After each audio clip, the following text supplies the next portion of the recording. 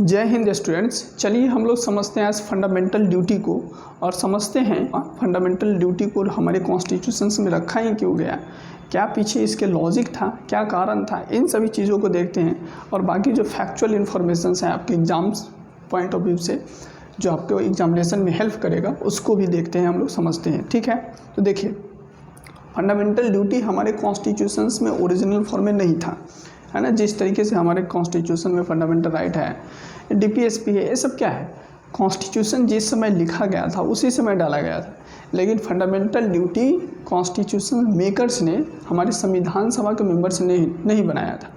ये बाद में 1976 में कांग्रेस गवर्नमेंट ने, उस समय इंदिरा गांधी थी, तो उन्होंने जब नेशनल इमरजेंसी लगाया, जो नेशनल इमरजेंसी लगा था तो उस समय उनको लगा कि क्यों ना एक फंडामेंटल ड्यूटी भी होना चाहिए जो सिटीजन्स को अपनी ड्यूटी कर्तव्य को याद दिलाए कि आपका ये सारे ड्यूटीज़ भी है जिसको आप ध्यान में रखकर अपना राइट्स को एंजॉय कीजिए, है ना। यानी अपने राइट्स को एक्सरसाइज करते वक्त आपको ये भी ध्यान रखना है कि कुछ आपका ड्यूटीज़ भी है। ठीक है, तो ये क्या किया सरकार ने 1976 में लागू किया, 1976 में 42वें कॉन्स्टिट्यूशनल अमेंडमेंट एक्ट के थ्रू, 42वें कॉन्स्टिट्यूशनल अमेंडमेंट एक्ट के थ्रू क्या किया 1976 में कांग्रेस सरकार ने, उस समय इंदिरा गांधी जी की सरकार थी, उन्होंने इसको कॉन्स्टिट्यूशंस में रखा। और 42वें संविधान संशोधन अधिनियम के थ्रू 1976 में, यहाँ पे भी लिखिए देते हैं, कन्फ्यूज हो जाओगे आप, 1976 42nd कॉन्स्टिट्यूशनल अमेंडमेंट एक्ट के थ्रू क्या किया कि संविधान में एक पार्ट क्रिएट किया गया 4A। ठीक है, जैसे आपको पता है कि 3 में हमारा फंडामेंटल राइट है, 3 में फंडामेंटल राइट है, 4 में डीपीएसपी है ना। 3 में क्या है, 3 में फंडामेंटल राइट है और 4 में डीपीएसपी है ना, directive principles of state policy. ये दोनों चैप्टर हम आपको बहुत ही डिटेल में पढ़ा चुके हैं, है ना। आपको चैनल पे मिल जाएगा, आप जाकर देख सकते हैं उसको। ठीक है, और 4A में 42nd कॉन्स्टिट्यूशनल अमेंडमेंट एक्ट के थ्रू सरकार ने 4A बनाया एक पार्ट। ठीक है, और इस पार्ट में सिंपल एक ही आर्टिकल है, वो है 51A, और इसी में वो 10 आर्टिकल्स जो है वो सारे बात करता है, फंडामेंटल जो ड्यूटीज़ है वो सारे इसी 51A में रखा गया है। ठीक है, तो इतना सारा आपका क्या हुआ फैक्चुअल इन्फॉर्मेशन कि 42nd कॉन्स्टिट्यूशनल अमेंडमेंट एक्ट के थ्रू क्या किया, फंडामेंटल ड्यूटी को क्रिएट किया गया, जिसके थ्रू यानी फंडामेंटल ड्यूटी बनाया गया, मतलब 4A पार्ट बनाया गया, और उस पार्ट 4A में 51A क्या किया, एक आर्टिकल को रखा। उस आर्टिकल्स में हमारे क्या है ड्यूटीज़ लिखा है कि कौन कौन से ड्यूटी थे, उसको भी बता दें आपको कि कौन कौन से ड्यूटीज़ है, उसको मैं आपको ये डिटेल में समझाता हूँ। तो ये हुआ आपका फैक्चुअल इन्फॉर्मेशन। एक और हुआ इसी में 51A में ही, ये तो पहले से था ही, फिर 2002 में एक और फंडामेंटल ड्यूटी जोड़ा गया, वो 86th कॉन्स्टिट्यूशनल अमेंडमेंट एक्ट के थ्रू, समझें। 86th कॉन्स्टिट्यूशनल अमेंडमेंट एक्ट के थ्रू फिर से इसी पार्ट 4A में और 50A में, पार्ट 4A में 50A है।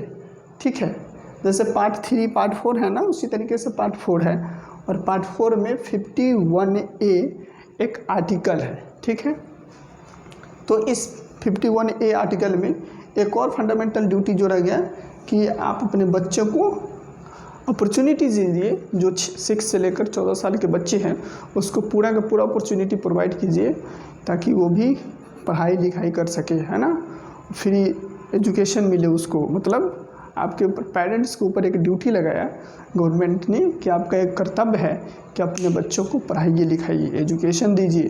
जो 6 से लेकर 14 साल के बच्चे हैं उसको एजुकेशन मिलना चाहिए, उसको एजुकेशन के लिए क्या अवसर मिलना चाहिए। तो ये बात कहाँ हमारा 86th कॉन्स्टिट्यूशनल अमेंडमेंट एक्ट के थ्रू फंडामेंटल ड्यूटी में लिखा है। ठीक है, ये हुआ बात। अब थोड़ा बैकग्राउंड में आते हैं। देखिए, जैसे इंडिया में फंडामेंटल ड्यूटी का जो प्रोविजंस रखा गया है, यानी जो प्रोविजंस है, जो फंडामेंटल ड्यूटी है, दूसरे जो डेमोक्रेटिक कंट्रीज़ है, जैसे आपका US है, कनाडा हो गया, फ्रांस हो गया, ऑस्ट्रेलिया हो गया, है ना, USA है, आपका कनाडा हो गया, फ्रांस हो गया, ऑस्ट्रेलिया हो गया, जर्मनी हो गया, मतलब मेजर जो डेमोक्रेटिक कंट्रीज हैं ये सारे हैं जहाँ पे डेमोक्रेसी प्रैक्टिस होता है। तो यहाँ पे कहीं पे फंडामेंटल ड्यूटी का कंसेप्ट नहीं है। बस एक एक्सेप्शन है, वो जापान है ना, उस वहाँ पे फंडामेंटल ड्यूटी का कंसेप्ट है कि हाँ वहाँ पर वहाँ के कॉन्स्टिट्यूशन भी फंडामेंटल ड्यूटी के बारे में बात करता है। ठीक है, तो हम लोगों ने, क्योंकि यहाँ पे तो उस समय जिस समय इंदिरा गांधी सरकार थी उस समय यूएसएसआर का बहुत ही मतलब इन्फ्लुएंस था इंडिया पे।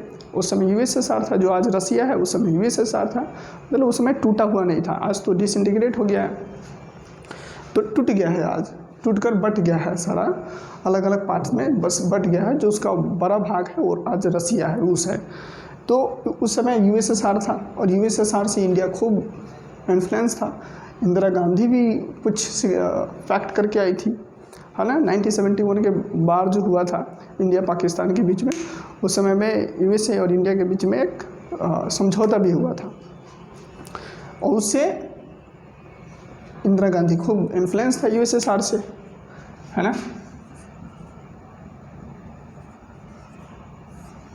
यूएसएसआर से इन्फ्लुएंस था, तो वहाँ पे यूएसएसआर में भी ना एक फंडामेंटल ड्यूटी जैसा ही कंसेप्ट है, वहाँ पर भी फंडामेंटल ड्यूटी है। ठीक है, और उसी से इंस्पायर होकर इंडिया में भी क्या किया, फंडामेंटल ड्यूटी का कंसेप्ट रखा इंदिरा गांधी। और ये जिम्मेदारी दी स्वर्ण सिंह कमेटी को।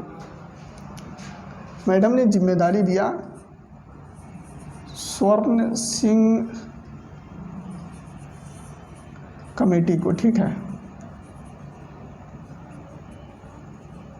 स्वर्ण सिंह कमेटी को जिम्मेदारी दिया कि आप कुछ ऐसा सुझाव बताइए, कुछ ऐसा ड्यूटीज़ बताइए जिसके थ्रू मतलब सिटीजन्स के ऊपर एक मोरल ड्यूटी लगाया जाए कि आप फंडामेंटल राइट्स को जब भी आप एक्सरसाइज कर रहे हैं तो आप ध्यान रखिए कि आप किसी की ड्यूटी को, मतलब जो आपका फंडामेंटल राइट है उसी में ड्यूटी भी निहित है। जैसे मतलब किसी का ड्यूटी, मतलब आप अपने फंडामेंटल राइट्स को एक्सरसाइज करते हुए आप अपने ड्यूटी का भी ध्यान रखिए। ठीक है, तो स्वर्ण सिंह कमेटी ने क्या किया कि मैडम का बात सुना और इस कमेटी ने कुछ रिकमेंडेशंस दिया और कुछ रिकमेंडेशंस में से कुछ सरकार ने मान लिया और जो रिकमेंडेशंस माना उसी के through 42nd constitutional amendment act पास किया पार्लियामेंट में, और पार्लियामेंट फिर उसके थ्रू 40A क्रिएट किया।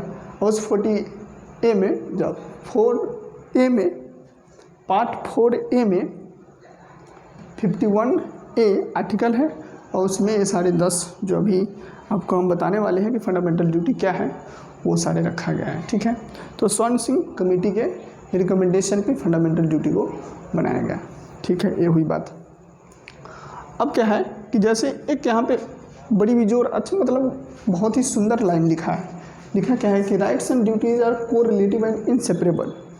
मतलब राइट्स और ड्यूटीज़ क्या है, एक दूसरे से संबंध है।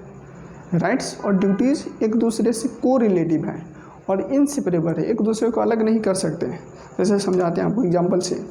एग्जांपल के लिए मान लीजिए कि आप किसी को कुछ कह रहे हैं, बोल रहे हैं, तो आपका अधिकार है कि आप बोल रहे हैं। ठीक है, लेकिन आपका ये भी अधिकार है कि आप सुने भी, अगला आदमी को सुने भी। अब पता चले कि आप बोलते ही रह गए, अरे सुनोगे भी तो किसे बोलते रहोगे। घर में पेरेंट्स कैसे बोलता है, पापा मम्मी क्या बोलते हैं, अरे तो सुनता भी कहाँ है, किसी का सुना भी करो। तो वही बात है कि आपका अधिकार बोलने का ही तो मतलब चिल्लाते थोड़ी ना रहोगे, सुनना भी आपका कर्तव्य है। ठीक है, एक ये हुआ। दूसरा मान लीजिए कि आपका अधिकार है गाड़ी चलाने का, है ना, ये एग्जाम्पल बहुत फिट बैठता है। अब आपका अधिकार है गाड़ी चलाने का। ठीक है, गाड़ी यहाँ पे रोड पर ना सामने से जा रहा है, तो मेरे को झट से याद आ गया है कि यही एग्जांपल देता हूँ जो आपको बहुत ही सुंदर से समझ में आ जाएगा। तो मान लीजिए आपका अधिकार गाड़ी चलाने का है। अब आप 4 व्हीलर उठाएं और चलाना स्टार्ट किए। अब रोड पे चलाओगे ना कि किसी के घर में घुसा दोगे, हाँ, किसी की छत में, मतलब किसी का घर भी तोड़ दोगे। आपका गाड़ी चलाने का मतलब है, गाड़ी चलाने का मतलब है कि आप हिसाब से चलाओ, रूल्स का पालन करते हुए चलाओ। रोड खाली है तो चलाओ, कि किसी के देह पे चढ़ा दोगे, किसी को कुछ दोगे, है ना, कुचल दोगे। तो क्या है कि आपका फंडामेंटल राइट तो है कार चलाने का, लेकिन आपका ड्यूटी भी है कि आप देख कर चलाइए कि किसी लोगों का नुकसान ना हो आपके कार चलाने से, है ना। वही बात है कि राइट्स तो है लेकिन ड्यूटीज़ भी है कि आप जो कर रहे हैं उससे किसी का राइट्स वायलेट ना हो। अब आपका कार चलाने का राइट्स है तो ठीक है, लेकिन क्या किसी दूसरे व्यक्ति का राइट्स नहीं है कि वो भी घर बना कर रहे, या किसी दूसरे व्यक्ति का राइट्स नहीं है कि वो भी रोड पे कुछ और चलाए, वो भी कार चलाए, साइकिल चलाए। अब आप मान लीजिए कार चला रहे हैं, कोई बाइक वाला है, धक उसको उड़ा दीजिए, सही है। तो वही बात है कि राइट्स तो है लेकिन कुछ ड्यूटीज़ के साथ है आपके पास राइट, कि राइट्स भी फॉलो कीजिए लेकिन आप अपना कर्तव्य को मत भूलिए, ठीक है। चलिए, तो बहुत समझा दिया आपको। तो ये हुई बात कुछ आपको बेसिक समझने के लिए, कुछ लॉजिक और कुछ आपको फैक्ट्स मिल गया, ठीक है, कि 42nd कॉन्स्टिट्यूशनल अमेंडमेंट एक्ट 1976 के तहत क्या क्या पार्ट 4 मतलब पार्ट 4A बनाया गया, ठीक है, हमारे कॉन्स्टिट्यूशन में। उसमें 51A आर्टिकल को रखा गया और इस 51A आर्टिकल में ये सारे क्या है आपका, ये सारे जो है ना फंडामेंटल राइट्स है, ये सारे 10, ठीक है। इसको मैं आपको एक एक करके समझाता हूँ। तो ये सारे आपके फंडामेंटल राइट्स हैं। चलिए आइए अब समझते हैं कि कौन कौन से फंडामेंटल ड्यूटीज़ हैं। उसी तरीके से हम आपको समझाएं कि 86th कॉन्स्टिट्यूशनल अमेंडमेंट एक्ट के थ्रू, है ना, 86th कॉन्स्टिट्यूशनल अमेंडमेंट एक्ट के थ्रू 2002 में एक और फंडामेंटल राइट्स को ऐड किया गया। इसी पार्ट 4A के आर्टिकल जो 51A है उसमें कि आप अपने बच्चों को फुल अपॉर्चुनिटी दीजिए कि वो भी पढ़ाई लिखाई करें, यानी राइट टू एजुकेशन मिले उसको भी, ठीक है। चलिए, तो अब जैसे मैं यहाँ पे बना रखा हूँ नोट्स, आपके बुक्स में मिल जाएगा, आपको एम लक्ष्मीकांत में मिल जाएगा, या आप कॉन्स्टिट्यूशंस का जो क्या बोलता है उसको, मैं भूल ही जा रहा हूँ, उसको खूब अच्छा बोलता है कुछ, कि कहीं भी कॉन्स्टिट्यूशन से रिलेटेड आप चीज़ें पढ़ोगे तो उसमें आपको मिल जाएगा, ठीक है। तो वहाँ से आप देख लेना। मैं आपको इसको एक एक करके समझाता हूँ, क्योंकि पूरा लिखूँगा तो सही नहीं है, सब चीज़ लिख कर मैं पढ़ा दूँ तो का ही बात है। तो देखिए, पहले लिखा है 51A में लिखा है कि it shall be the duty of the every citizen of India, यानी हर सिटीजन के, ये सिटीजन्स के ऊपर लागू होता है, फॉरेनर्स के ऊपर नहीं, ठीक है। फंडामेंटल ड्यूटी सिटीजन के लिए है, फंडामेंटल राइट सिटीजन के लिए भी है और फॉरेनर के लिए भी है। फंडामेंटल राइट, ठीक है, फंडामेंटल राइट बोल रहा हूँ, ड्यूटी नहीं, फंडामेंटल राइट ये सिटीजन के लिए भी है प्लस फॉरेनर के लिए भी है, लेकिन फंडामेंटल ड्यूटी सिर्फ सिटीजन के लिए है, ठीक है, यानी सिटीजन के ऊपर ही लागू होता है। जैसे हम हो गए, आप हो गए, जो हमारे देश के जितने भी नागरिक हैं उनके ऊपर लागू होता है, ठीक है। तो लिखा है, पहला लिखा है it shall be the duty of the every citizen of India. A में लिखा है कि to abide by the constitution and respect its ideals and institutions, the national flag and national anthem. I hope कि आप books खोल लीजिए, pause कीजिए video को, ठीक है, और बुक खोल लीजिए, फिर मैं जैसे जैसे पढ़ूंगा समझाऊंगा, फिर उसके हिसाब से आप समझते चलना, ठीक है। तो चलिए आगे बढ़ते हैं, आप खोल ले होंगे बुक, ठीक है। तो मैं कंटिन्यू करता हूँ, आप पॉज करके आप इसको कंटिन्यू कर दीजिएगा, ठीक है, वीडियो चलना स्टार्ट हो जाएगा। तो ए में लिखा है to abide by the constitution, respect its ideals and institutions, the national flag, national anthem, कि जो नेशनल फ्लैग है, नेशनल एंथम है, क्या है, नेशनल फ्लैग है, आपका एंथम है ना, और जो कॉन्स्टिट्यूशन का आइडियल्स है, कॉन्स्टिट्यूशन का जो आइडियाज़ है, और जो इंस्टीट्यूशंस है, आइडियाज़ है, जैसे फंडामेंटल राइट है आपका, जिस सोशलिज्म है ना, आपका सोवरेनिटी है, आपका डेमोक्रेसी, इन सारे आइडियाज़ को रिस्पेक्ट करना है। जो नेशनल फ्लैग है हमारा उसको रिस्पेक्ट करना है, नेशनल एंथम है उसको रिस्पेक्ट करना है।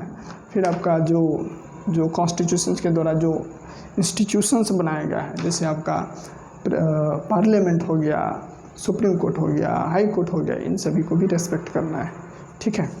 ये पहला का मतलब ये हुआ। दूसरा में लिखा है कि मैं ब्रीफ में समझा वहाँ पर लिख देता हूँ, to cherish and follow the noble ideas, कि जो उच्च आदर्श है, nobles ideas that inspire the national struggle for freedom, जो हमारे नेशनल फ्रीडम को इंस्पायर करता है, उन सभी को क्या करना है, चेरिश करना है, उसको दिल में संजोए रखना है, हृदय में संजोए रखना है, ठीक है। यानी नोबल आइडियाज़।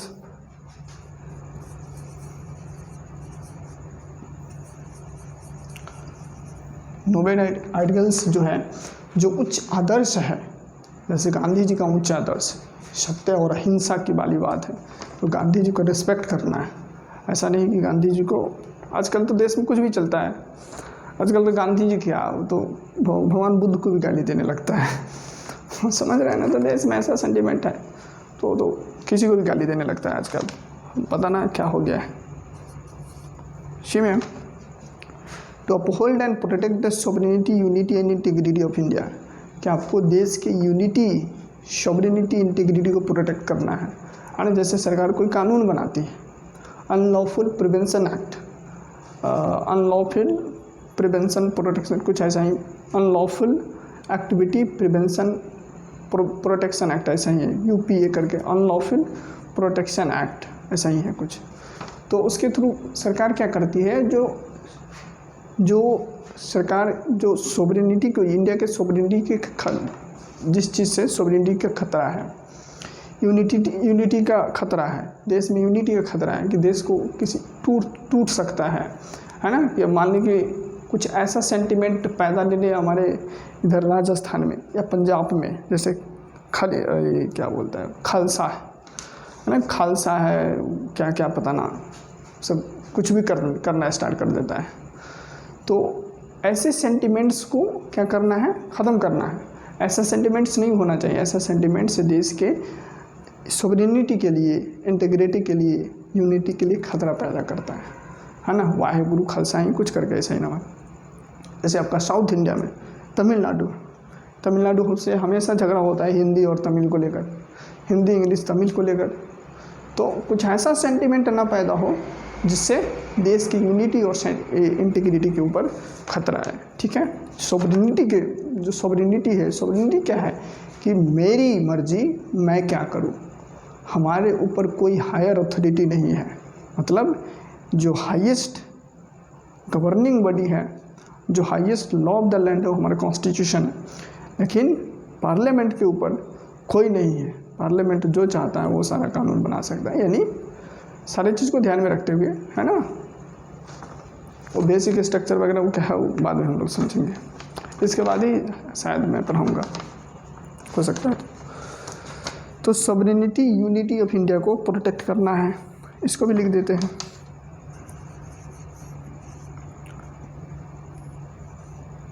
सॉवरेनिटी क्या मैं लिख दिया, सॉवरेन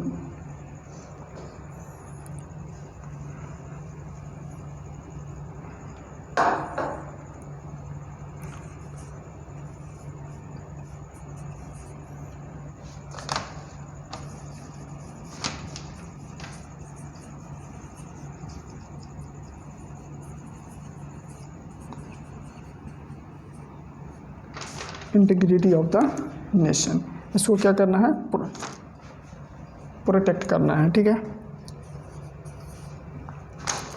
डी में है आपका to defend the country and render national service when called upon to do so, यानी कंट्री को बचाना है जब भी ज़रूरत पड़े आप सभी का, हम लोगों का, तो देश को बचाना है और सेवा देना है, राष्ट्र को बचाने के लिए सेवा देना है। जैसे मान लीजिए कि कोई नेशनल इमरजेंसी आ गया और इस समय आर्मी के लिए ज़रूरी है, तो जितने भी यूथ है उसका कर्तव्य बनता है कि आप जाकर एज आ आर्मी पर्सन के रूप में आप देश को सेवा दो, सर्व करो। जिस मिट्टी पे पैदा लिए हो कम से कम उसको तो बचाओ, है ना, ये वाली बात है।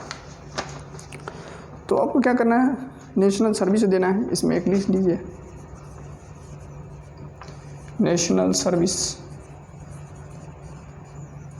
ठीक है। ई में जब ज़रूरत पड़े तो आपको सेवा करना है देश का। एम बोलता है to promote harmony and spirit of common brotherhood among all the people of India. Bharat के सभी लोगों के बीच में कॉमन ब्रदरहुड, भाईचारे की भावना को प्रमोट करना है। हारमोनी होना चाहिए, सामंजस्य होना चाहिए, है ना। चाहे रिलीजन हो, चाहे रिलीजियस मैटर हो, हिंदू हो, मुस्लिम हो, सिख, है ना, बोलता है हिंदू मुस्लिम सिख ईसाई आपस में हैं भाई भाई। तो चाहे किसी भी धर्म का हो, किसी भी रिलीजन का हो, किसी भी कल्चर का हो, किसी भी आपका लैंग्वेज से बिलोंग करता हो, किसी भी आपका मतलब किसी भी सेक्शन से हो, ये भी लिखा है कि among all the people of India transcending religious, linguistic, regional and किसी भी रीजन से हो, sectional diversities and renounce practices derogatory to dignity of the woman। And वो सारे प्रैक्टिसेस को ख़त्म करना है जो वुमेन के औरत के डिग्निटी को वायलेट करता है। जैसे हम लोग का क्या है आजकल हमारे सोसाइटी में क्या है कि जितना भी गालियाँ हैं वो सब वुमेन सेंट्रिक है। तेरे इसको, तेरे उसको, तेरे उसको, है ना, सब क्या है वुमेन सेंट्रिक ही गालियाँ हैं। तो ये सब क्या है ड्रोगेटरी प्रैक्टिसेस है जिससे वुमेन के डिग्निटी वायलेट होता है। इन सारे प्रैक्टिसेस को ख़त्म करना है, ये हमारा बोलता है फंडामेंटल ड्यूटी। हालांकि फंडामेंटल ड्यूटी इतना ख़राब भी नहीं है, अच्छा लिखा है, सारे आइडियाज़ तो अच्छा लिखा ही है कि डिरोगेटरी प्रैक्टिसेस को ख़त्म करो, आप कॉमन ब्रदरहुड को प्रमोट करो। हाँ, जब देश की सेवा की ज़रूरत हो तो सेवा करो। बिल्कुल, देश की यूनिटी इंटीग्रिटी बहुत ज़रूरी है, तभी तो हम लोग देश में रह पाएंगे, है ना। इसी तरह के जो हमारे नोबेल आइडियल्स हैं उसको तो बिल्कुल उन आदर्श को मानना चाहिए, है ना। हमारे जैसे गांधी है, नेहरू है, आपका पटेल हैं, जो हमारे सुभाष चंद्र बोस है, आपका जितने भी हमारे फ्रीडम फाइटर्स हैं उन सभी को रिस्पेक्ट तो देना ही चाहिए, है ना। टैगोर साहब को क्यों बुलाया जाए, राष्ट्रपति जो हमारे थे, फर्स्ट राष्ट्रपति, ठीक है, राजेंद्र प्रसाद थे। चलिए, ई में ये बात हो गया कि जो ड्रोगेटरी प्रैक्टिसेस है ना,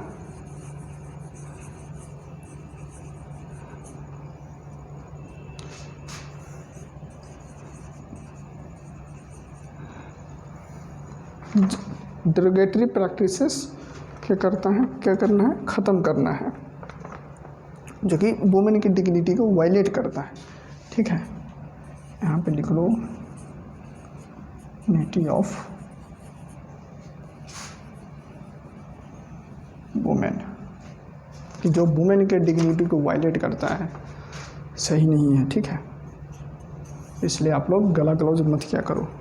द वैल्यूज़ इसमें लिखा है to value and preserve the rich heritage of the country composite culture. जो हमारा कंपोजिट कल्चर है, जो हमारा कल्चर है, जो हेरिटेज है, जैसे लैंग्वेज है, आपका कोई बिल्डिंग्स हो गया, है ना, जैसे ताजमहल हो गया, लाल किला हो गया, कोई आपका और सारे इंडिया में कल्चर की कमी है। हर एक दूरी पर बोलते हैं ना, 1-2-3 किलोमीटर की दूरी पर भाषा चेंज हो जाता है, तो खान पान चेंज हो जाता है, तो ड्रेस चेंज हो जाता है। कितना डाइवर्सिटी इंडिया में। राजस्थान में जाओ तो कुछ अलग ही चलता है, वहाँ के कलर, रंग बिरंग कपड़े अलग ही हैं। दिल्ली में चल जाओ, अगर सारे कल्चर को देखना है तो दिल्ली में चले जाओ, है ना। दिल्ली मेट्रो सिटी है, मस्त है, कि दिल्ली कैपिटल है, तो लगभग हर देश, अपने जितने भी इंडिया के जो स्टेट हैं वहाँ से कोई ना कोई सिटीजन्स आता ही है, देशवासी आता है घूमने, कैपिटल में घूमने या किसी काम से आया, तो आप वहाँ पे देख पाओगे। देखोगे कोई मराठी है, हालांकि यार तो अब तो मॉडर्निटी ज़्यादा आ गया है तो उतने दिखता नहीं है, बट फिर भी आपको देखने को मिलेगा कि कोई मराठी है, तो कोई गुजराती है, तो कोई तमिल है, आपको तो कोई कर्नाटक है, तो कोई इधर नॉर्थ इंडिया से है ना। फिर आपका इधर बिहार यूपी वाला तो खैर दिल्ली में घुल ही मिल गया है ना। बिहार यूपी वाला के पता ही नहीं चलता है कि क्या कल्चर है। सब एक ही जैसा मीनिंग मिलेगा, ठीक है। तो ये हुआ। तो ऐसे जो हेरिटेज है हमारे कंट्रीज़ के अंदर, उन सारे हेरिटेज को प्रोटेक्ट करना है। कंपोजिट जो कल्चर्स हैं उस कल्चर को प्रोटेक्ट करना है। ये हुई बात, ठीक। अच्छा बात किया है, इसमें कोई ख़राब बात नहीं है। आगे है यहाँ पे हेरिटेज लिख लो, हेरिटेज एंड कंपोजिट कल्चर, ठीक है।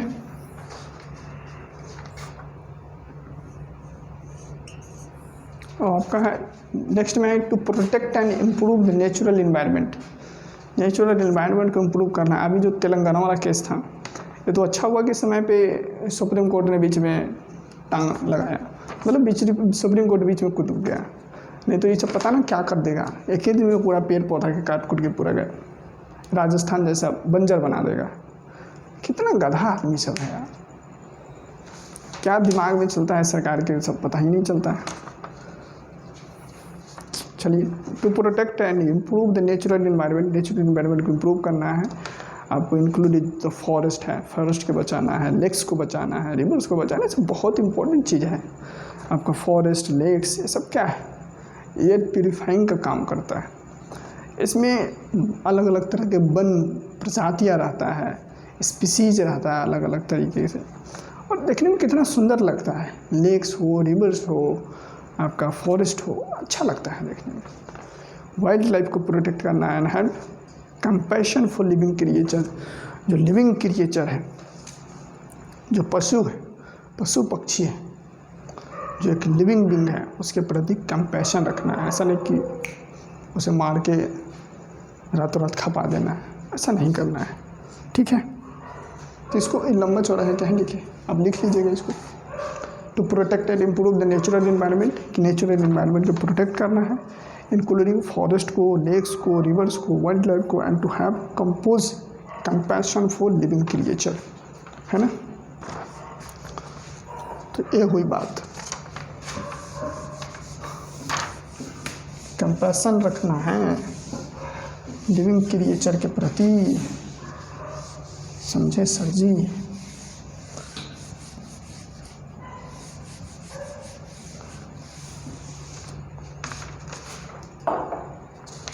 चलिए लिख दे क्या,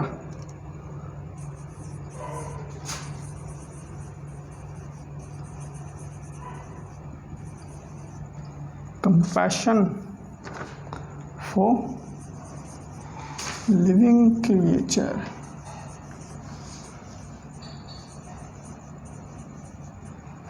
क्रिएचर्स, ठीक है। लिविंग क्रिएचर के प्रति क्या कंपैशन रखना है। चलिए नेक्स्ट में टू डेवलप साइंटिफिक टेम्पर। आप लोग समझ रहे हो ना मैं क्या कर रहा हूँ, है ना। नेक्स्ट है to develop scientific temper. Scientific temper को बढ़ावा देना है। Humanism and spirit of inquiry and reform, है ना, कि ऐसा नहीं कि जो प्रैक्टिस डिरोगेटरी प्रैक्टिस चलता रहा है उसी को लेके आएंगे, है ना। साइंटिफिक टेम्पर रखना है, ह्यूमनिज्म को बढ़ावा देना है ना, मानवतावाद होना चाहिए। कि बोलता है ना कि यार तेरे अंदर आदमी इंसान नहीं है तो क्या वाली बात, इंसान नहीं है, वही है। तो इंसानियत को बढ़ावा देना है, ठीक है, इंसानियत को बढ़ावा देना है और साइंस में आगे बढ़ना है। तो साइंटिफिक टेम्पर को डेवलप करना है। तो साइंटिफिक टेम्पर के लिए ज़रूरी क्या है, history, biology, math, physics, chemistry को पढ़ना है, ठीक है। तो साइंटिफिक टेम्पर को डेवलप करना है एंड ह्यूमनिज्म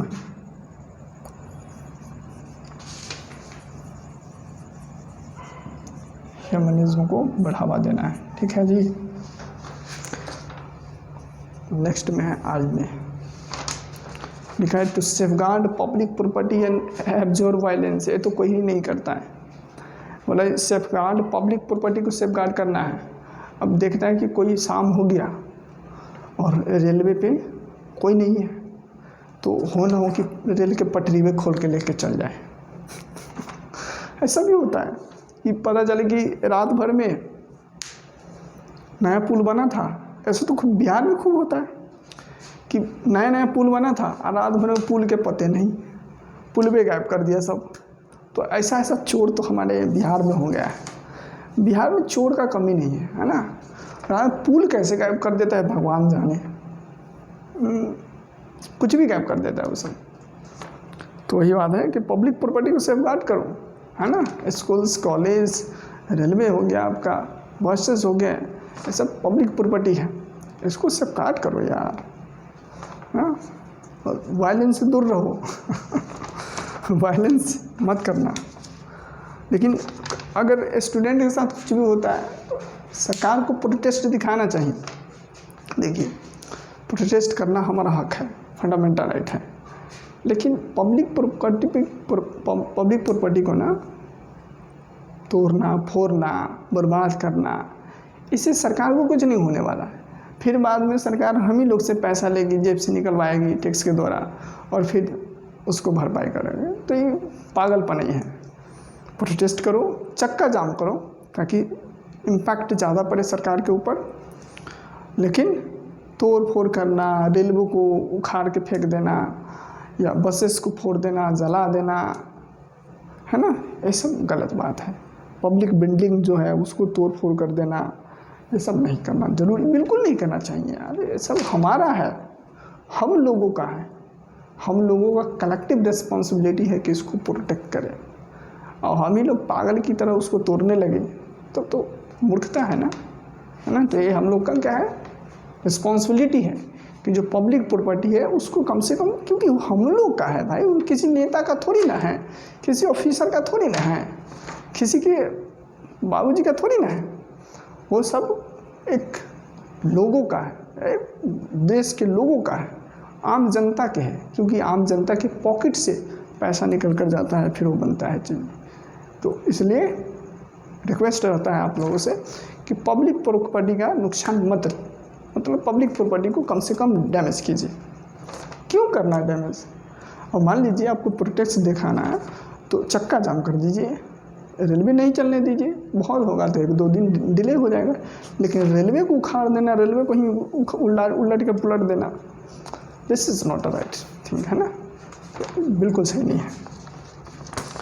चलिए, तो टू सेफगार्ड पब्लिक प्रॉपर्टी, कि पब्लिक प्रॉपर्टी हम लोगों का है, कॉमन कलेक्टिव रिस्पॉन्सिबिलिटी है, ठीक है। एंड वायलेंस से दूर रहना है, वायलेंस नहीं करना है, वायलेंस से दूर रहना है, क्योंकि वायलेंस में किसी का फ़ायदा नहीं है ना, वायलेंस में किसी का फ़ायदा नहीं है। आप एक को मारोगे, कोई दूसरा 2 के मार देगा, वो फिर किसी 3 को मार देगा, किसी का फ़ायदा नहीं। बातचीत से झगड़े को सुलझाइए, तो वायलेंस से दूर रहना है, ठीक है। तो सेफगार्ड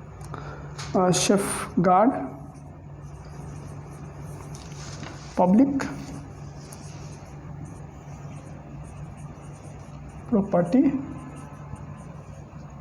एंड वायलेंस से आपको दूर रहना था। एब्जॉर्ब वायलेंस लिखा है।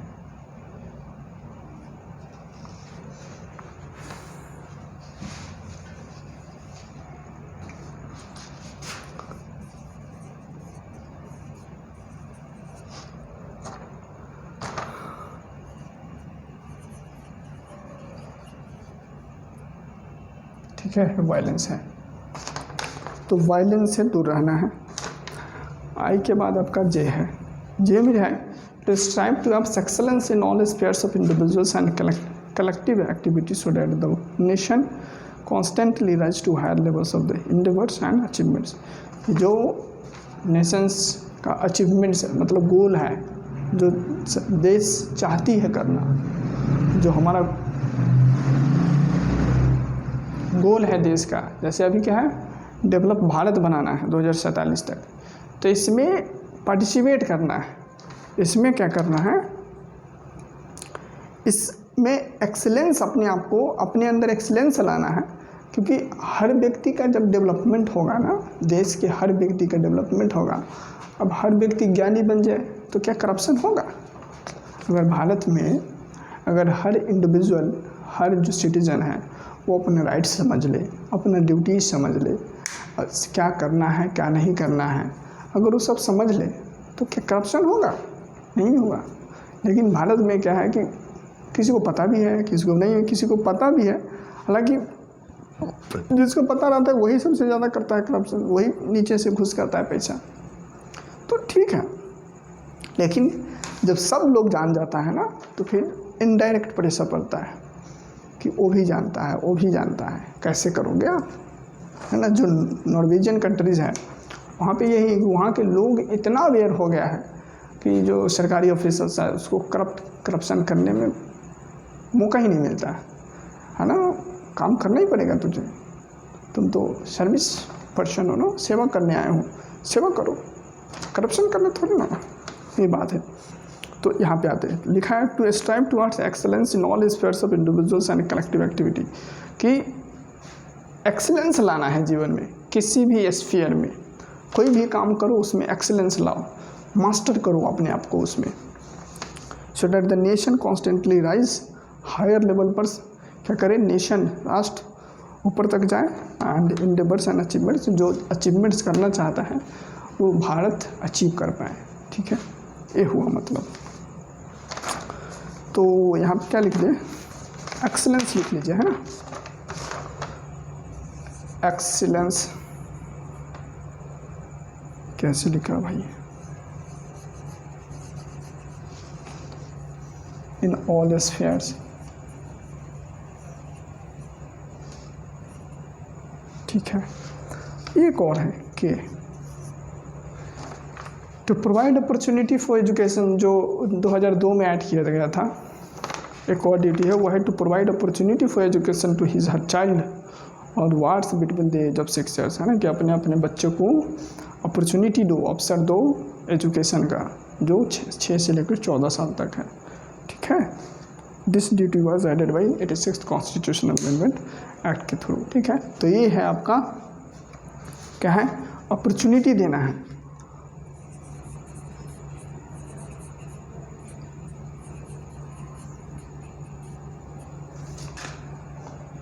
फॉर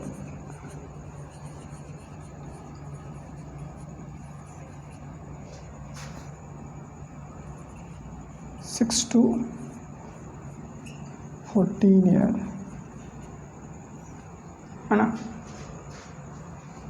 14 ईयर बच्चे को, 6 से लेकर आपका 14 साल के बच्चों को क्या अपॉर्चुनिटी देना है। पर जब तक बच्चा पढ़ेगा नहीं लिखेगा तब तक क्या करेगा, कुछ नहीं कर पाएगा। पैसे कमा लेने से सिर्फ थोड़ी ना होता है, पैसा विथ नॉलेज होना चाहिए, तब बहुत अच्छा होता है, तब एक्सेलेंस आता है, समझे। एंड ऐसे तो सभी जीवन, किसके बिना ज्ञान का, बिना पढ़े लिखे का किसका जीवन नहीं चलता है, सबका जीवन चल जाता है ना, सबका जीवन चल जाता है। लेकिन पढ़ लेने के बाद एक सेल्फ कॉन्फिडेंस आता है, दुनिया को जानने का मौका मिल जाता है। अब पढ़ लेते हो तो समझदारी बढ़ जाती है, एक पर्सपेक्टिव बना पाते हो, दुनिया को समझने का एक नज़रिया बनता है। दैट्स इट, और क्या। तो ये हुआ आपका फंडामेंटल ड्यूटीज़। ठीक है, बाकी कुछ क्रिटिसिज्म भी है कि ये है वो है कि नॉन जस्टिसेबल है, जस्टिसेबल है ना। क्या फंडामेंटल ड्यूटी ना नॉन जस्टिसेबल है, मतलब न्यायालय द्वारा परिवर्तनीय नहीं है ना। मतलब आप इसको लेकर सुप्रीम कोर्ट, हाई कोर्ट्स में नहीं जा सकते, बोल सकते कि सरकार देखो वायलेट कर रहा है कोई, यानी गवर्नमेंट वायलेट कर रहा है या कोई व्यक्ति मेरा फंडामेंटल ड्यूटी वायलेट कर रहा है, इसलिए आप रेट्स इशू कीजिए या इसको लागू करवाइए सरकार के द्वारा, ऐसा नहीं। हाँ, पार्लियामेंट कानून बनाकर इसको लागू कर सकता है। अब कानून बना के तो पार्लियामेंट कुछ भी लागू कर सकता है, फंडामेंटल ड्यूटी ही क्यों ही, है ना। तो ये हुआ आपका फंडामेंटल ड्यूटी। आई होप आपको समझ में आया होगा। आई थिंक, मुझे लग रहा है कि टाइम ज़्यादा हो गया होगा लेक्चर्स रिकॉर्ड करते हुए, लेकिन फिर भी चलिए, क्योंकि मुझे समझाना था, हमको समझाना था आपको, एक एक चीज़ें समझाने में थोड़ा तो टाइम लगता ही है। कोई भी चीज़ अच्छे से करने के लिए ना वक्त सफिशेंट चाहिए, और सफिशेंट वक्त के बिना आप किसी भी चीज़ में एक्सीलेंस हासिल नहीं कर सकते। ये वाली एक्सीलेंस, समझ रहे हैं। तो एक्सीलेंस चाहिए तो have to give maximum time, आपको उसको साथ देना पड़ेगा। ठीक है, चलिए फिर हम आपसे मिलते हैं, तब तक के लिए मस्त रहिए, स्वस्थ रहिए, पढ़ाई कीजिए और बिंदास रहिए। तब तक के लिए बाय बाय, गुड बाय, बहुत बहुत धन्यवाद।